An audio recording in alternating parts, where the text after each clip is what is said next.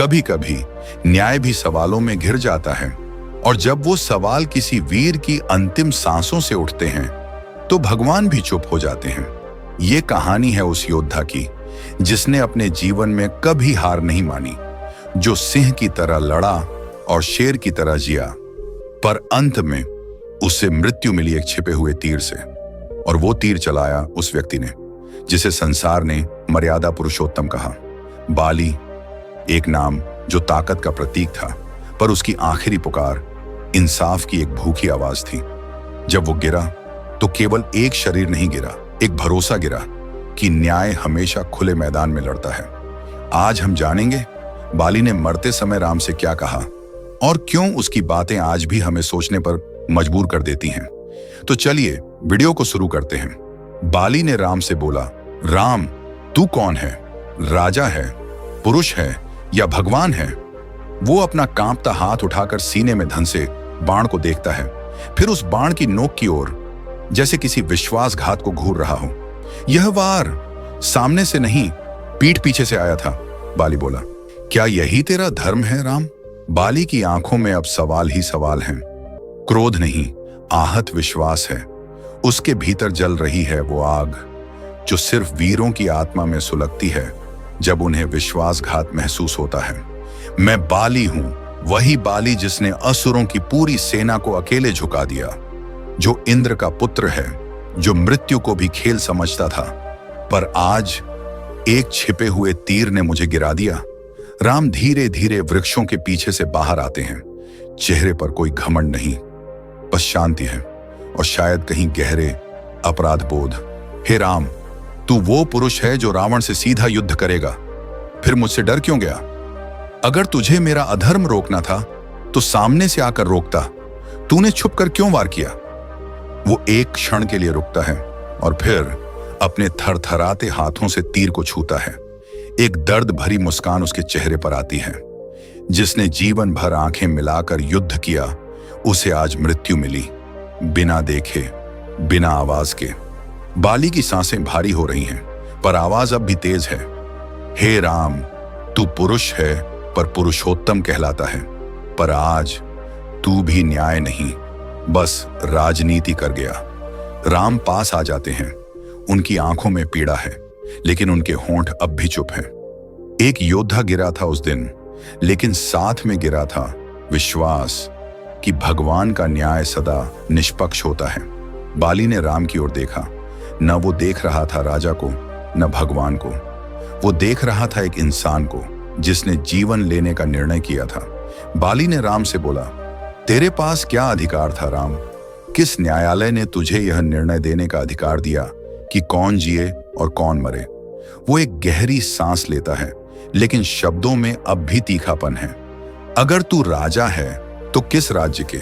तू तो वन में है, वनवास में है, फिर तुझे किसने राजा बनाया कि तू मुझे सजा दे सके? अगर तू पुरुष है तो कहां गया तेरा साहस? सामने क्यों नहीं आया? युद्ध से क्यों डरा? अगर तू भगवान है तो क्यों तूने मुझे नील और अंगद की तरह एक बार बुलाया तक नहीं? बाली की आवाज अब कांपने लगती है, दर्द से नहीं, पीड़ा से।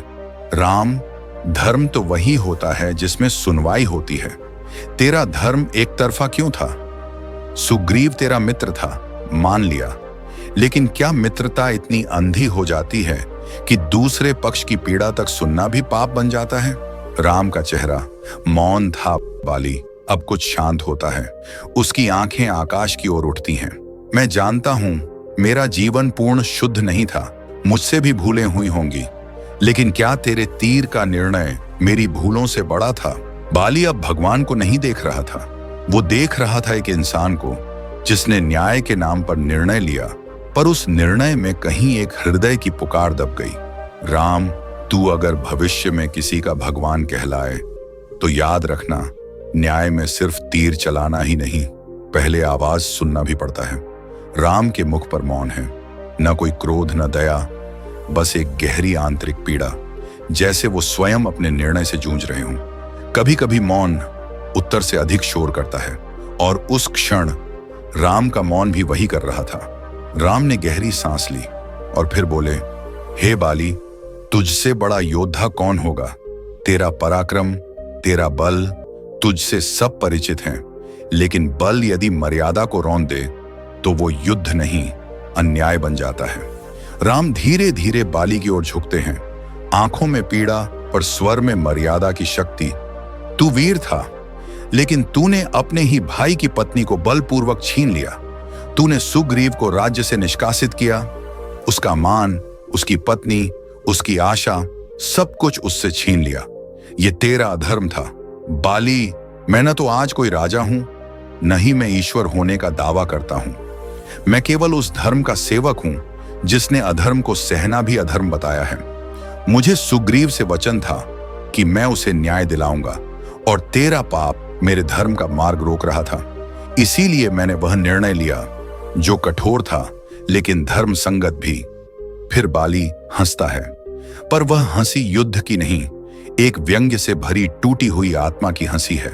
धर्म, तू धर्म की बातें करता है राम, पर क्या तुझ में पूरा जीवन जानने की क्षमता है?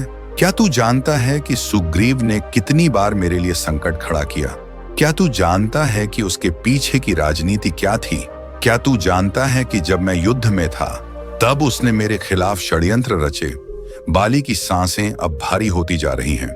क्या तुझे यह अधिकार है कि तू सुने केवल एक पक्ष और दूसरे को मृत्यु दे दे, बिना उसे एक बार बुलाए, बिना उसका पक्ष सुने?